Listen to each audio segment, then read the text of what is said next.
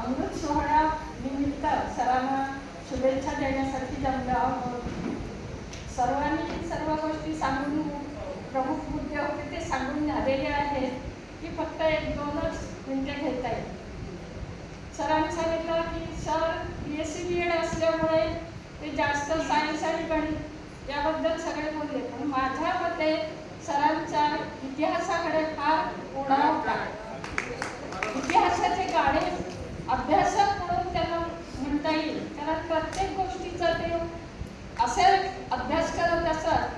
आता सुद्धा त्यांनी मला 2 वेळा फोनवर सांगितलं पेनच्या इतिहासाचं पुस्तक लायब्ररीत शोधा. म्हणजे त्यांना इतिहासाची फार आवड आहे.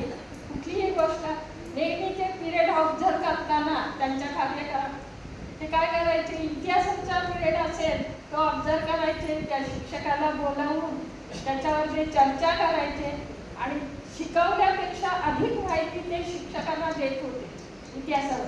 दुसरं म्हणजे चैत्र शुद्ध प्रतिपदा आपला गुढीपाडवा सण यापूर्वी 2 दिवस आधी त्यांचा फोन येणार आणि संकल्प सिद्धी हा त्यांचा एक महत्त्वाचा विषय असेल.